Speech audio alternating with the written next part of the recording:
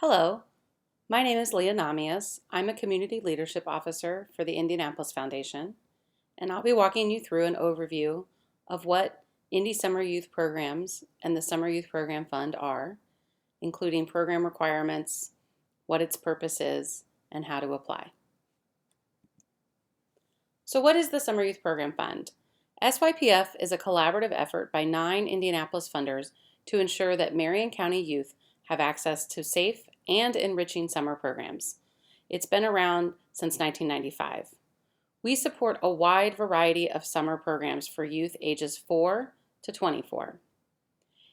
We call the collective group of programs that are funded by the Summer Youth Program Fund Indy Summer Youth Programs. And each year we reach more than 50,000 Marion County youth through the programs of our grantees. There are currently 9 funders who are part of the Summer Youth Program Fund.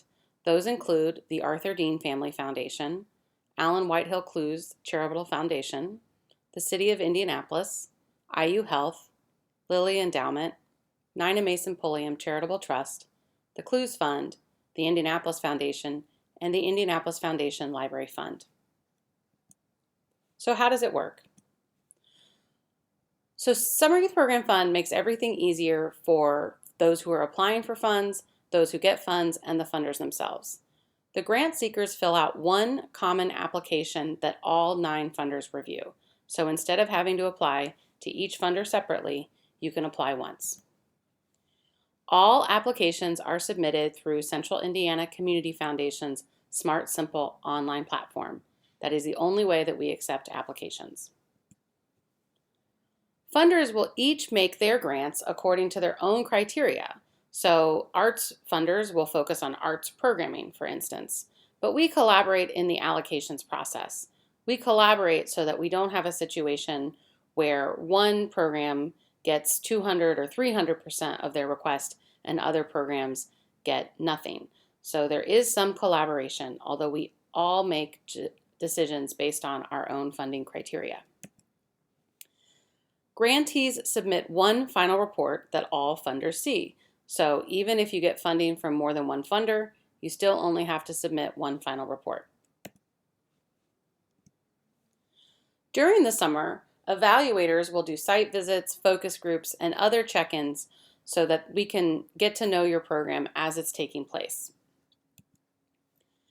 Grantees also have access to and are encouraged to get technical assistance, training, and best practices from our partner at McCoy, which is the Marion County Commission on Youth. So some things to know about Summer Youth Program Fund. Some programs will receive grants from more than one funder. So it's possible that your total request may be met, but it's because you're getting a little bit of funding from one funder and a little bit more funding from a different funder. The majority of applicants receive some funding, and about a quarter of applicants received their full request last year. If you are a brand new program, you may get turned down, but don't be afraid to come back next year. So we encourage you to have persistence, but yeah, if your program is just going to happen for the first time in the summer of 2024, it's not unusual that you might get turned down. So just want to give you a heads up and to don't get too discouraged.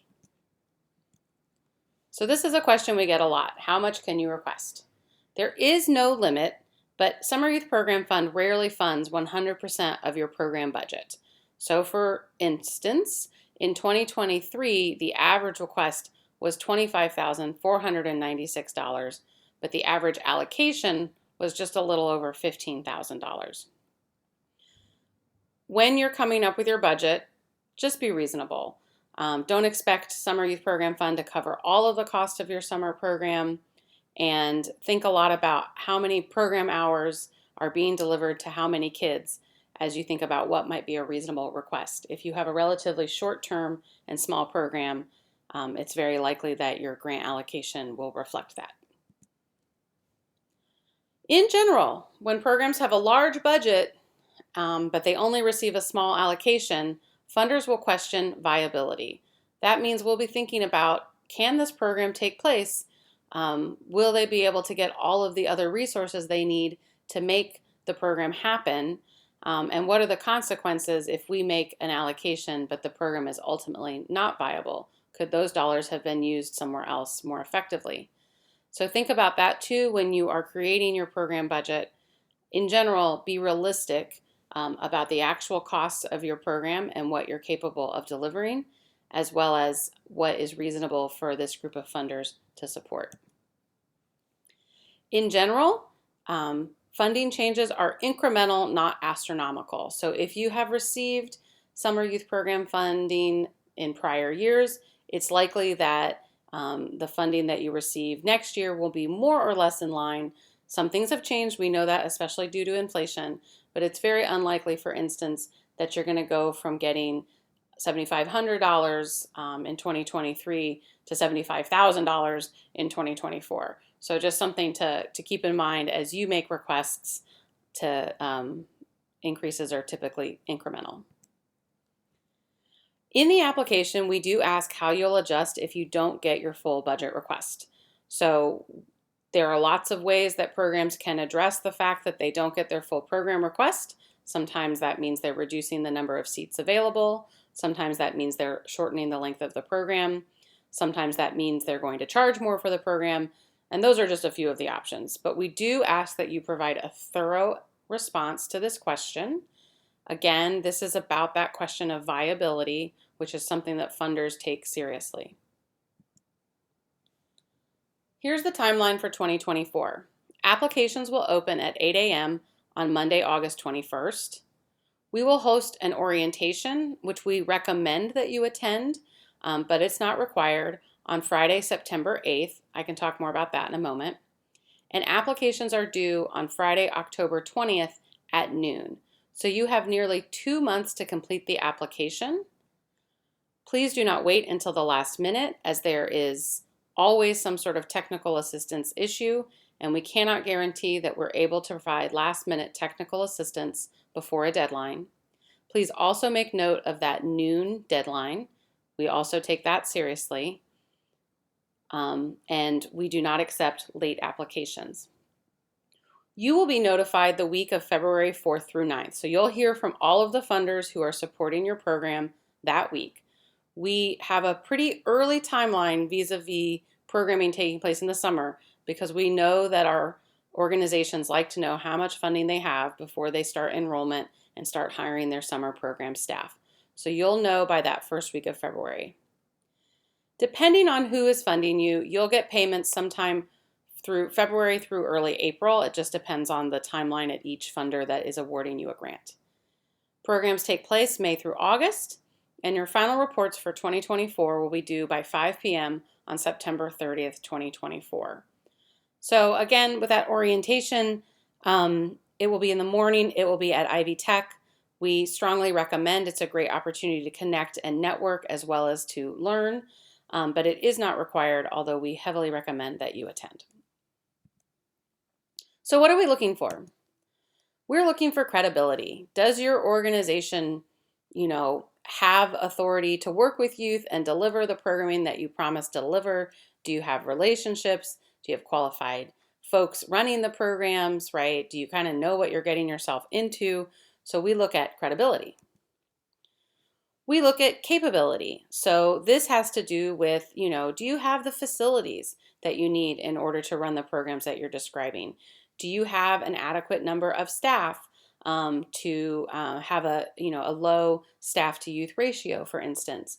Do you have a track record doing this kind of work with youth before, such that what you say you're able to do in your application is what you'll be able to execute during the summer program? Do you have the finance and administrative capacity to take a grant and administer it and complete final reporting on time and communicate in a timely manner and all of that stuff? So we're also looking at things like capability. We're looking at feasibility. So this is one of those questions why we look a little extra harder at organizations that maybe are doing a program for the first time, right?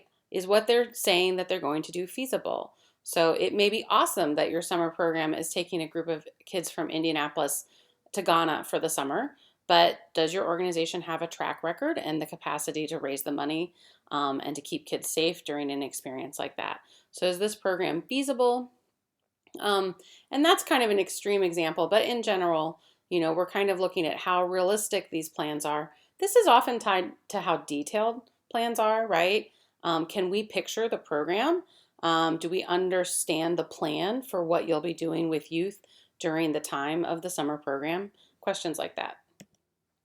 And importance. At the end of the day, this is a very competitive process, so we want to understand the urgency and the importance of the program that you're doing. In other words, what will happen if this program does not take place? Who will be left behind? What joyful, enriching, safe experience will youth not have access to? So remember, you're making a case for your program in your application, and you want to help funders understand the importance of this work and why it needs to happen when it will happen. Here are some tips.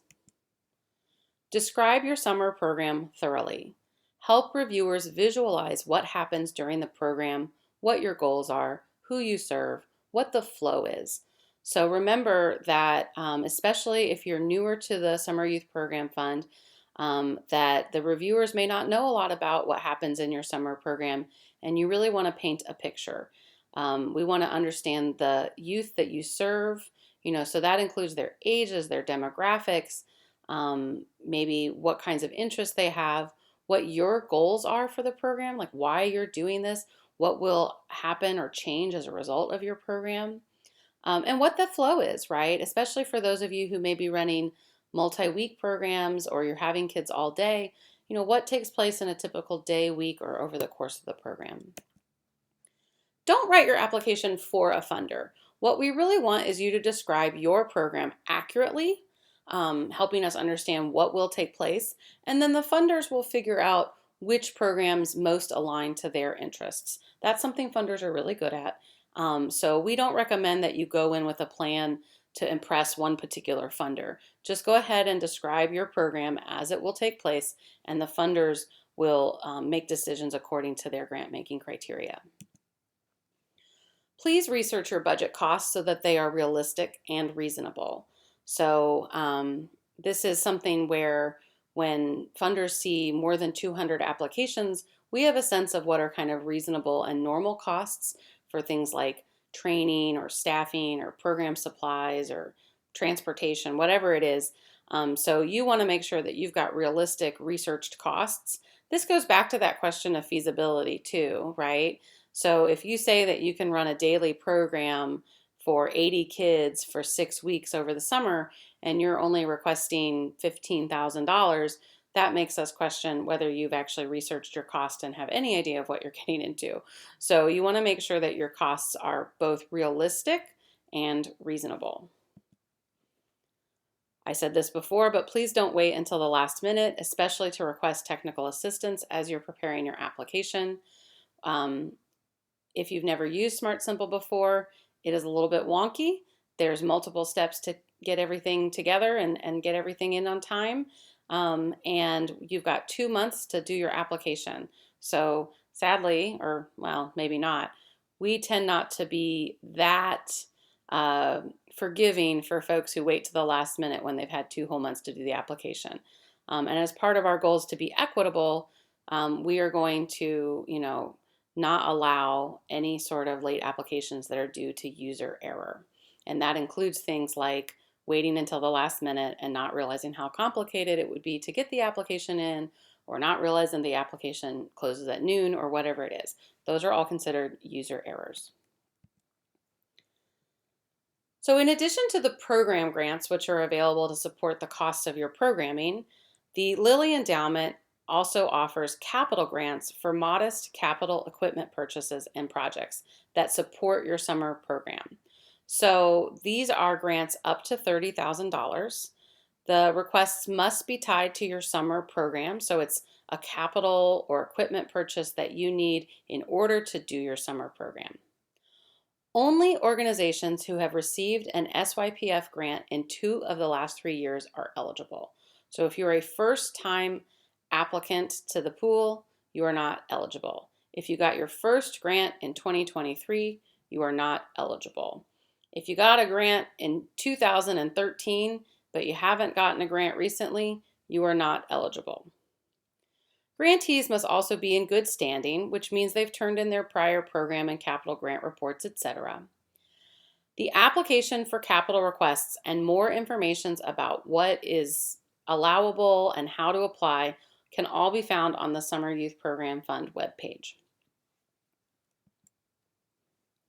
So there are a few opportunities to learn how to prepare your application.